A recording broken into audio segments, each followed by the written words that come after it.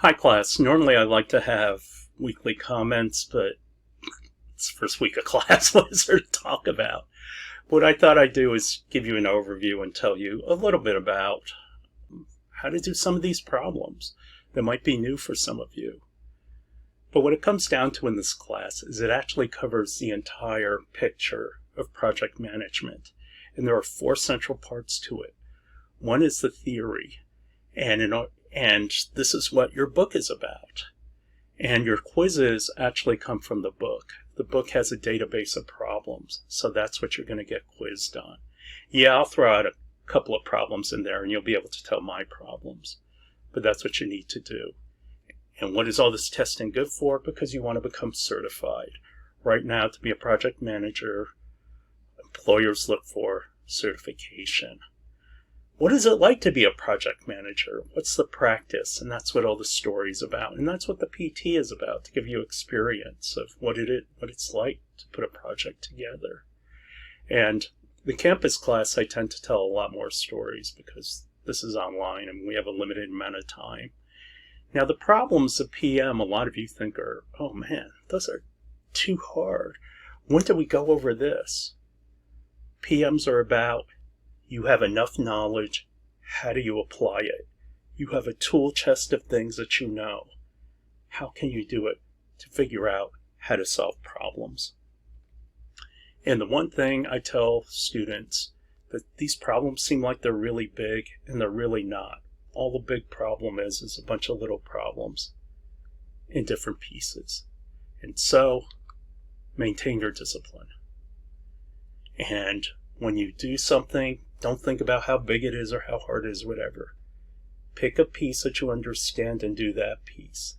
Then pick another piece, and pick another piece. And next thing you know, the problem's solved. Maintaining discipline, the British military.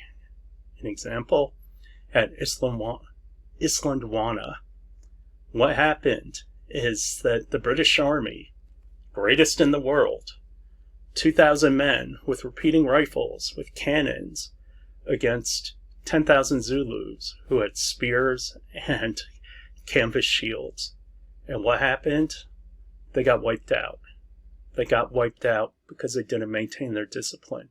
They didn't put up their defenses. They didn't have people in the right places. When the battle broke out, they were disorganized. They underestimated how quickly the Zulus were going to be on them because the Zulus understood the terrain much better than the British did. And this was one of the biggest embarrassments ever. On the other hand, a couple of weeks later, Rorke's Drift. Rorke's Drift knew the Zulus were coming. They prepared their defenses. They set up a wall. They came up with a strategy. They set everything up properly. And what happened? 300 men at Rorke's Drift held off 3,000 Zulus. And so, for example, somebody goes down on a line, there's somebody that steps up and replaces them. When they had to retreat, they already planned, okay, this is the next defensive point we should retreat to. And so they maintain their discipline. And that's what you need to do with problem solving. Right now, PM1 is about NPV problems, net present value. And what is net present value? Well, if I have $10,000 today, somebody gives me $10,000, or gives me $10,000 5 years from now. Money has a time value. And the reason why is you can take that money and invest it. And so in 5 years from now, that $10,000 should be a lot more.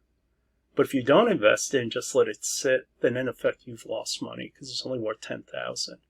And so what rate should I use? Well, different people have different rates.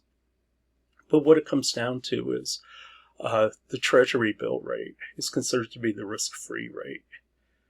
Meaning that unless you believe the United States of America is going to go bankrupt, you're going to get your 4%.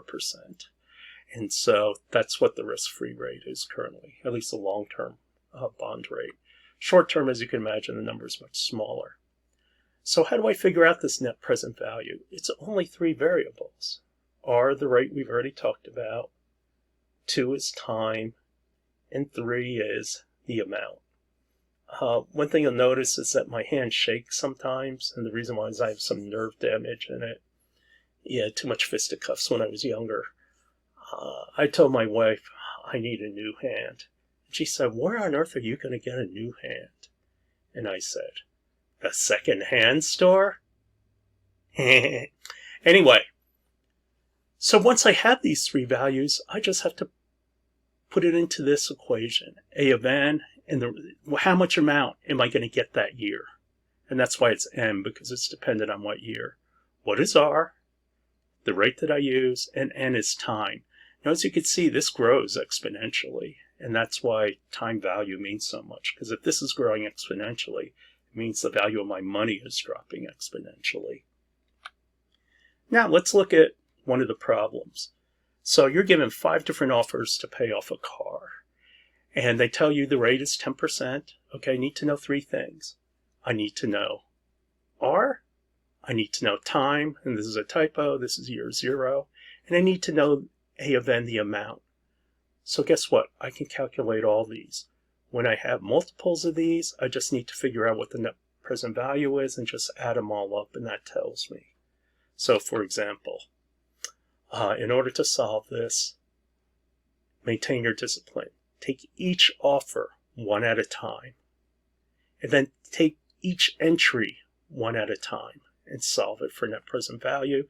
And next thing you know, this problem's done. Offer 1, we know is worth $20,000. Why do we know that?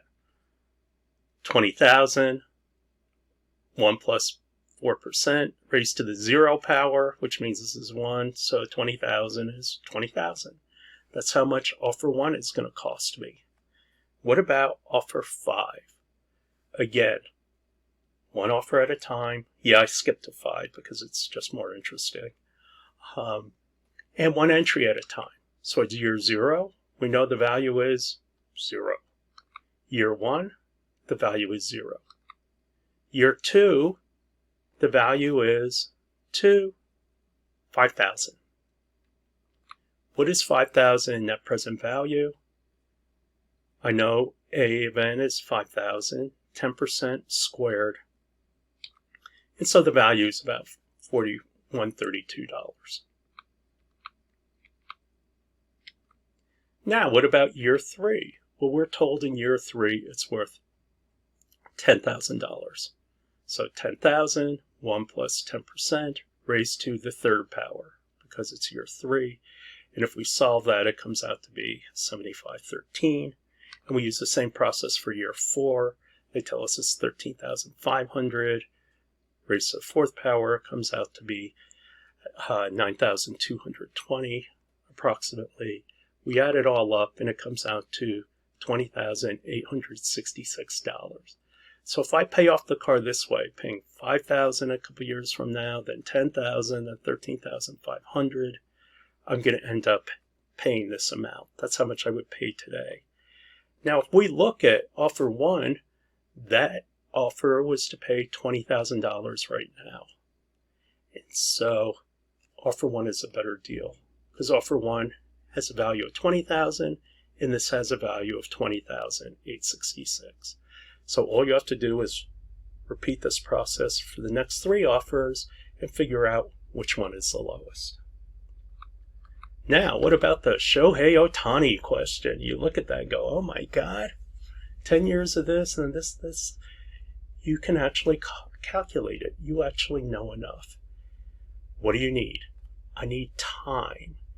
And the thing they tell you is that Ohtani's first 10 years, he's going to be paid $2 million, and $68 million is going to be deferred over the next 10 years beyond that. And so what do? Maintain your discipline, meaning write out the years one at a time. What's going on in year 1? Year 0? What's going on in year 1? What's going on in year 2? And what if I need? And I need to find the net present value for each one of these. So year 2, it's $2 million at 4% raised to 1, which comes out to be about 1.92. And so, it's $2 million every year until year 10. In year 10, what is that $2 million worth? 2 divided by 1.04 raised to the 10th power is equal to 1.35. Now, what about year 11? Now he gets paid $68 million. But what is $68 million worth 11 years from now? Well, 68 divided by 1 plus 4% raised to the 11th power is equal to 44.17. And so I just keep repeating that for every year until year 20. So then I add all of those up, and it'll tell me how much Ohtani's contract is really worth. He's not getting $700 million over 10 years, but what is he getting? Exactly. Once again, all you have to do is maintain your discipline, and you can solve these problems.